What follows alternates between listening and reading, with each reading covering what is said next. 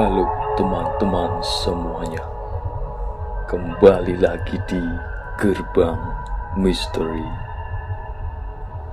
Tim Gerbang Misteri kali ini membawa kita untuk menelusuri misteri makam Raja-Raja Imogiri Bantul Yogyakarta. Makam Raja-Raja Imogiri merupakan kompleks makam Raja-Raja Mataram Islam beserta keturunannya, yaitu raja-raja yang bertahta di Kasunanan Surakarta dan Kasultanan Yogyakarta.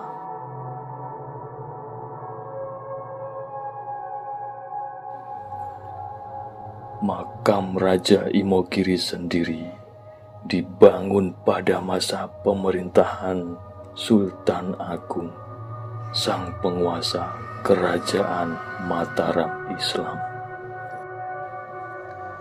Dapatkah tim Gerbang Misteri mengungkap sejarah dan misteri yang terjadi di makam Raja-Raja Imogiri?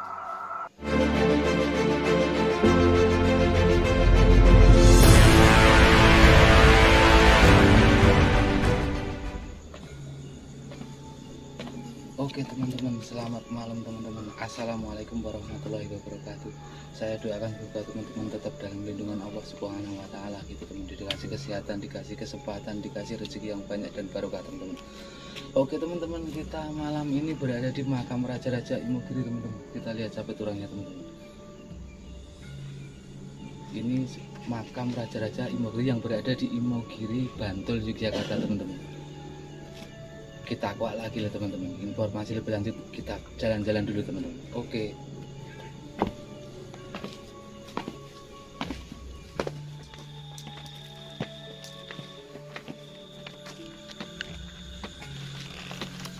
Oke teman-teman, kita sekarang sudah sampai ke Sapet Urang teman-teman. Kita ketemu sama bapaknya ya teman-teman, yang bisa menceritakan seluruh sejarah di sini, termasuk bapak ini sebagai abdi dalam di sini teman-teman. Kita ketemu teman-teman. Selamat malam Pak Bardo. Malam, ye. Selamat datang. Terima kasih atas kehadirannya, ye. Ini Pak Bardo, kami Ye. dari tim kru di sini mau sedikit banyaknya tahu tentang cerita makam raja ini Pak. Jadi mungkin ada sedikit banyak siapa yang dimakamkan di sini. Terus di sini katanya ada dua apa ya Pak? Ada dua bagian ya Pak. Ada yang dari Solo, Ya. ada yang dari Jogja. Itu tolong sedikit diceritakan Pak. Oh ya. Selamat datang di makam raja. Sebelumnya marilah kita memberikan puji syukur dari Tuhan Yang Maha Esa yang telah memberikan kenikmatan pada kita semua, sehingga panjenengan bisa hadir di makam raja ini dengan hati suci dan dengan kesehatan yang sempurna. Yang pertama, panjenengan saya kasih tahu penjelasan bahwa yang berada di sini itu bentuk seperti ini adalah makam daripada Tumenggung Indronoto. Siapakah Tumenggung Indronoto itu? Tumenggung Indronoto itu adalah prajurit Mataram yang dulunya diajak bersama-sama menyerang ke Batavia. Nama sekarang adalah Jakarta, di mana untuk membebaskan Indonesia ini dari penjajahan Belanda.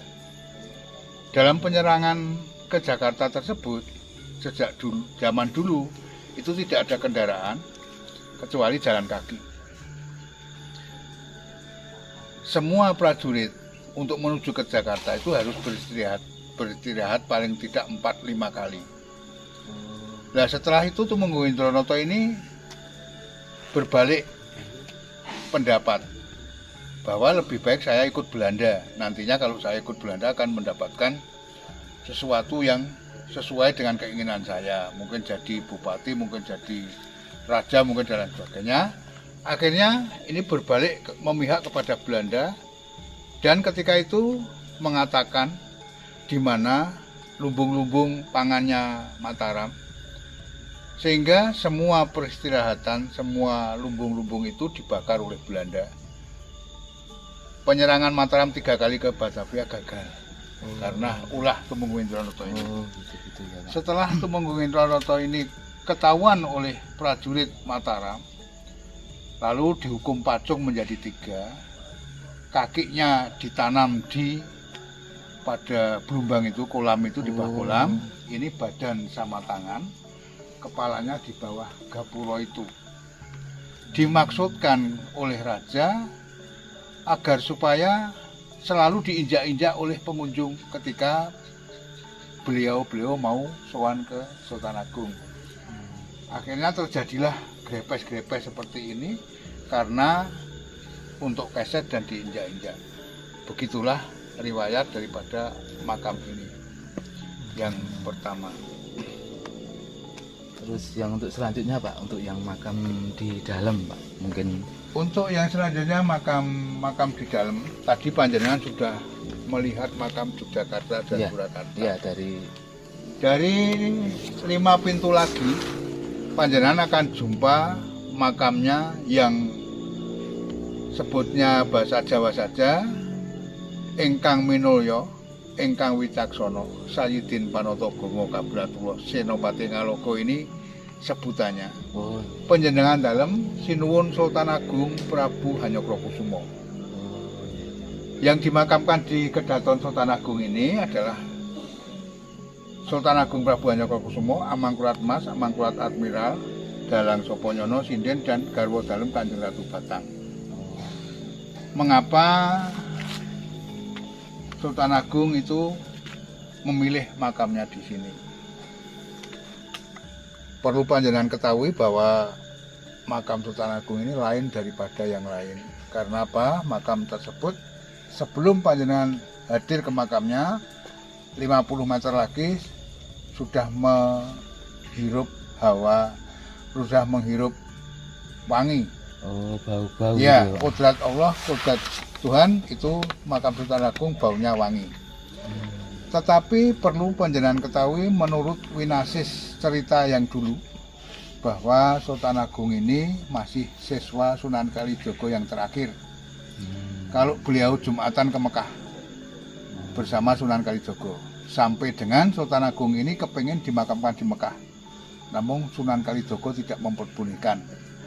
Dengan kata-kata Sunan Kalijogo, andai kata Sultan ingin makam di Jawa tetapi sama di Mekah, sekarang Sultan tak lempar tanah dari Mekah ini sebanyak-banyaknya, ikuti Sultan, jatuhnya tanah ini di mana, disitulah makam panjenengan sudah sama di Mekah. Akhirnya tanah yang dilempar oleh Sunan Kalijogo itu jatuh pada gunung ini yang dinamakan Gunung Imogiri. Dalam bangsalan bahasa Jawa, Imo adalah kabut, Giri adalah gunung. Jadi di sini dulu masih berupa gunung yang berkabut. Oh, gitu. Begitulah mengapa Sultan Agung memilih makam itu di sini atau di Imogiri. Oh. Yang selanjutnya, siapakah yang dimakamkan seterusnya selain Sultan Agung? Melalui perjanjian Giyanti yang dulunya dipegang oleh Pakubono II pada keratonnya Mataram ini dipindah ke Surakarta, Belanda merasa bahwa Mataram terlalu kuat. Panjenengan sami yang sudah mengingat sejarah tahu bahwa Belanda penjajah daripada Belanda itu, Belanda penjajah di Indonesia ini berkomitmen untuk memecah belah dan mengadu domba untuk membuat tidak kuatnya semua yang berada di Indonesia. Maka juga termasuk Mataram melalui perjanjian Giyanti yang dibuat oleh Belanda yang disaksikan oleh Sinuwun Pakubono II pada tahun berapa saya agak lupa. Mataram dibagi dua menjadi Yogyakarta dan Surakarta. Kemudian Yogyakarta dengan nama Sinuwun Hamengkubuwono, Surakarta dengan nama Sunan Pakubono. Sinuwun Pakubono, Sunan Pakubono yang dimakamkan di sini sudah 12 beserta keluarganya, Hamengkubuwono 9 beserta keluarganya. Jadi kalau diperhitungkan makam Imogiri ini ada 24 raja yang dimakamkan di Imogiri kecuali Hamengkubuwono II. Hamengkubuwono II itu tidak mau dimakamkan di Imogiri, beliau dimakamkan di Kota Gede ikut ayahnya. Begitu mengapa di sini ada makam, sehingga makam yang Imogiri ini bukan hanya kecil, sekarang sudah menjadi peninggalan. Lalu yang mengelola makam raja ini adalah satu, itu BP3, Badan Pengelola Peninggalan Purbakala, lalu Kerajaan Surakarta dan Kerajaan Yogyakarta. Di mana abdi dalam di sini adalah abdi dalam Surakarta dan abdi dalam Yogyakarta. Demikian sementara keterangan kami. Kemungkinan panjenengan ada sesuatu pertanyaan lagi? Iya Pak, ini Pak, di sini kan yang pertama kan di dalamnya itu kan katanya ada apa itu, ada semacam gentong gitu Pak, yang mungkin katanya di situ diisi air, terus dalam waktu 1 tahun sekali itu mungkin dibuka untuk minum, untuk apa, masyarakat minum, katanya diyakini itu menyembuhkan segala macam penyakit. Apa ya memang begitu Pak? Baik, saya jawab. Sebelum saya menjelaskan apa arti daripada air itu, baiklah kami berikan tahu pada panjenengan bahwa di dalam gapura pertama Kedaton Kasultan Agungan ini ada gentong 4 yang diderekke atau dimakamkan di situ sesuai dengan kehendak Sultan Agung. Dari manakah gentong tersebut? Gentong 4 itu adalah hadiah daripada Kerajaan Aceh, Kerajaan Palembang, Kerajaan Siam, dan Kerajaan Romania. Dengan catatan bahwa kalau kita berpikir Mataram dulu sudah kenal sama luar negeri dan sudah kenal sama luar Jawa. Oh iya gitu. Dimaksudkan gentong-gentong tersebut untuk wudhu atau sesuci ketika Sultan Agung beserta prajuritnya mau berangkat ke Mekah atau mau sholat di masjid. Namun setelah Sultan Agung surut pada tahun 1643 kira-kira atau 1635, gentong itu ikut dikeramatkan di situ.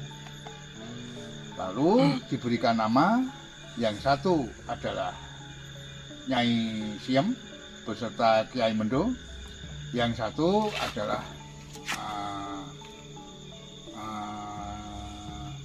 nanti di sana baru Nyai Danu Murti beserta Kiai Danu Moyo itu. Nah, gentong tersebut diisi air oleh abdi dalam, namun ngisinya hanya setahun sekali. Ketika gentong tersebut diadakan ritual atau merti dusun dan lain sebagainya seperti itu, di sini mengadakan ritual gentong tersebut. Gentong tersebut hanya diisi pada bulan Suro, bulan sekarang. Lalu besok hari Jumat Kliwon yang akan datang 1 minggu lagi. Itu cara pengisiannya. Dihadiri oleh semua kerabat raja, dihadiri oleh semua abdi dalam Yogyakarta dan Surakarta, dihadiri pemerintah setempat, Imogiri, lalu didatangi oleh semua masyarakat lingkungan Bantul. Dan pada waktu itu ritual penyucian itu dengan sarana sesaji Yogyakarta dan Surakarta, karena itu 2 wilayah. Silahkan sesajinya sistem Jogja dan sistem Solo, atau budaya Jogja dan budaya Solo, sebenarnya tali lasin dan lain sebagainya. Setelah itu diadakan penyucian atau penggantian air. Penggantian air ya Pak. Nah, penggantian air atau penyucian sebuah gentong itu. Nah, banyak masyarakat yang punya kepercayaan. Anda pun boleh kalau tidak pantangan dengan paham dan keyakinan, bisa minta air tersebut. Baik besok pada ritual itu maupun sekarang juga bisa. Air tersebut gunakanlah dengan baik. Andai kata saudara membawa pulang 1 botol, nanti tuangkan di gelas di rumah ketika panjenengan ada permohonan kepada Tuhan Yang Maha Esa. Doakan semua arwah raja yang dimakamkan di sini. Kalau tidak hafal tidak usah disebut satu-satu. Semoga diterima di sisi Tuhan, mendapatkan pahala minulya wibawa wonten ngersaripun Gusti Allah. Naming kawibawan kamulyan, semoga Gusti Allah nggempilke diberikan kepada panjenengan. Kalau panjenengan mempunyai kehendak atau permohonan sesakit saya semoga sembuh, nanti diminum atau diusap-usapke pada badan. Kalau panjenengan punya permohonan semoga saya dagang laris, nanti dititipake dagangan. Kalau saya kepengen tetani saya subur, nanti dicampur rabu. Kalau saya kepengen bawa jajar pangkat sedikit buat mandi. Kalau nanti panjenengan sudah pakai separuh, tetapi ingin memakai lagi pada bulan-bulan yang akan datang, atau ingin memakai setahun lagi, menunggu daripada ritual itu, di rumah panjenengan oplos saja dengan air yang belum dimasak. Hati-hati yang belum dimasak. Tapi kalau nanti sudah dimasak, berarti karisma sudah nggak bisa dijaga lagi. Mengapa air yang belum dimasak? Karena yang diisikan kepada gedong tersebut adalah air yang dari portapan bengkung tadi. Dimaksudkan mata air yang di bengkung itu gandeng sama mata air yang di rumah panjenengan, sehingga pengisiannya harus pakai air yang belum dimasak. Syukur bagi kita nimba dari sumur. Begitulah hal ilmunya, mengapa ada gentong, apa gunanya dan lain sebagainya. Gitu. Terus ini lagi Pak Bardo, Ya. satu lagi Pak Bardo. Ini kan untuk menuju makam ini kan tangganya sangat tinggi ya Pak Bardo, berapa ratus, nggak tahu berapa ratus. Jadi secara mitosnya gini Pak Bardo, banyak pengunjung yang konon katanya itu kalau bareng naik itu menghitung tangganya beda-beda gitu Pak. Itu apa benar seperti itu Pak? Betul, betul. Kita tidak bisa menjelaskan apa sebab, karena kita sendiri juga belum pernah melaksanakan. Tetapi itu adalah sebuah keistimewaan daripada makam Imogiri. Keistimewaan, artinya mitos yang betul-betul tidak bisa diuncai oleh semua pelaksana. Opo toh sebabnya saya menghitung tidak sama. Biarpun panjenengan pakai alat cetat tetap tidak sama. Itu tidak bisa kami jelaskan karena itu adalah sebuah mitos. Artinya kalau pengalaman saya, sebuah mitos adalah muncul dari sesuatu yang tidak bisa dihitung, tidak bisa dibuktikan. Begitu Bapak. Ya mungkin sedikit Pak Bardo. Kita dari sebelah timur Pak Bardo. Ini dari Yogyakarta Pak Bardo. Sebelah timur tadi ada berapa pintu? Kita 1, 2, 3, 4 lah. Kita yang pintu paling timur ya Pak Bardo. Ya. Ya, pintu paling timur itu makam dari siapa? Atau di situ ada tulisan calon makam gitu Pak Bardo? Mungkin bisa Pak karena Bardo tadi menjelaskan. panjenengan jalan dari sebelah barat naik tangga. Ya, naik tangga dari atas itu panjenengan lalu belok kanan. Belok kanan, ya. Itu sudah jumpa pada pintu pertama adalah makam daripada Sinuwun Hamengkubuwana yang ke-1 beserta ketiga dengan nama Kedaton,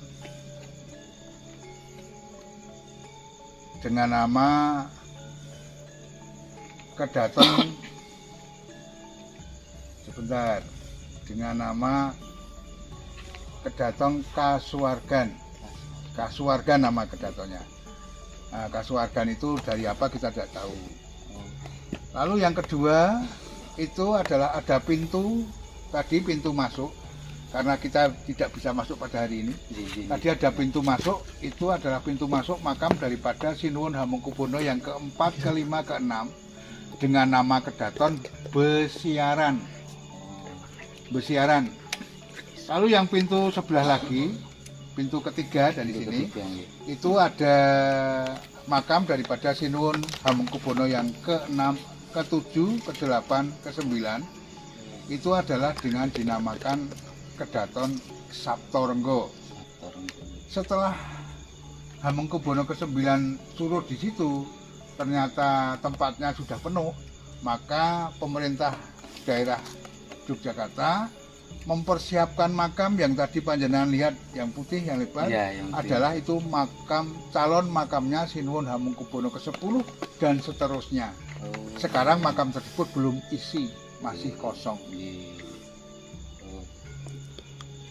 Mungkin yang makam Surakarta Pak. Makam Surakarta ya, tadi panjenengan dari arah tangga itu belok kiri, kalau tadi saya sebut belok kanan, belok kiri, itu akan jumpa pada Pakubuwana 1-2 dulu, biarpun saudara tadi melewati.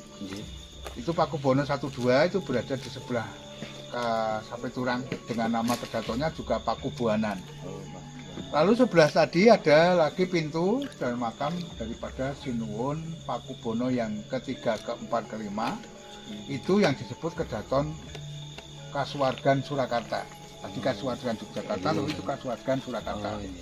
Lalu datang lagi, itu adalah makam daripada Sinuwun Pakubono yang ke-6, ke-7, ke-8, ke-9 yang dinamakan Kedaton Kaping Sangan, utawi yang dimakamkan di sini yang terakhir ada Kaping Songo. Orang bisa nyebut, abdi dalam bisa menyebut bahwa itu Kedaton Kaping Sangan. Geser sedikit, panjenengan akan melihat gapura hitam semua tadi yang di sana. Itu adalah makam daripada Sinuwun Pakubono yang ke-10, 11, 12. Di makam tersebut masih ada bisa disusul lagi 2 raja di atasnya beserta keluarganya. Nah, kedaton tersebut disebut hanya karena yang membuat adalah Sinuwun Pakubono kaping 12, itu disebut kaping 11. Nah, kedaton kaping 11. Begitu perlu panjenengan ketahui bahwa Sinuwun Pakubono ke-10 itu Raja Surakarta yang paling kaya, paling bijaksana, dan paling bisa mengarungi seluruh rakyatnya, hampir sama dengan Sinuwun Hamengkubuwono ke-9. Gitu Bapak. Oke Pak, betul. Terima kasih atas keterangan Bapak Bardo telah memberikan pengertian kepada yang jelas pada layak ramai, paling tidak kita bisa mengetahui, bisa mendidik anak-anak kita bahwa hal-hal sejarah seperti ini memang penting sekali. Jadi sekali lagi saya terima kasih sekali sama Pak Bardo. Lagian juga saya sama teman-teman kalau misalnya ada salah kata ya kesini saya minta maaf sekali Pak Bardo dan terima kasih. Ya, sama-sama. Namun apabila saya untuk menjelaskan pada panjenengan ada kekurangan, karena memang saya manusia biasa yang tidak mengetahui dari pertama sampai akhir, mohon segala kesalahan, kekeliruan dimaafkan. Untuk versi ini, andai kata saya salah kata, karena itulah pengetahuan saya, sedemikianlah hanya pengetahuan saya. Jadi bagi panjenengan kalau versi lain kok tidak sama, tergantung panjenengan. Terima kasih, matur nuwun. Itulah teman-teman keterangan dari Bapak Bardo sebagai selaku abdi dalam di sini yang tahu sejarahnya teman-teman. Biar kita lebih ke dalam teman-teman, mungkin kita lihat video itu yang namanya Sapit Urang teman-teman. Kita lihat aja sekilas dari depan teman-teman.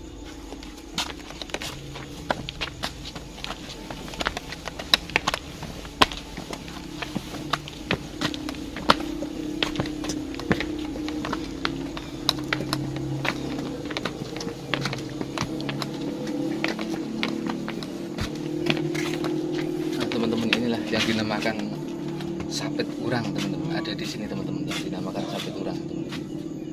Ini pintu masuk di mana di sini ada dua persinggahan teman-teman, dari persinggahan Surakarta dan persinggahan Yogyakarta gitu teman-teman.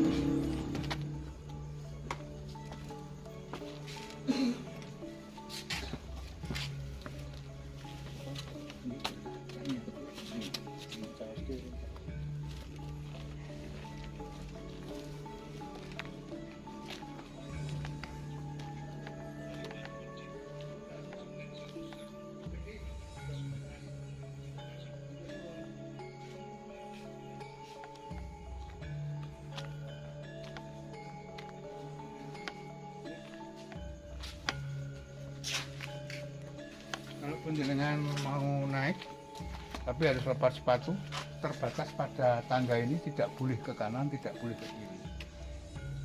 Kalau mau naik sampai depan pintu. Tapi mohon sepatu dilepas.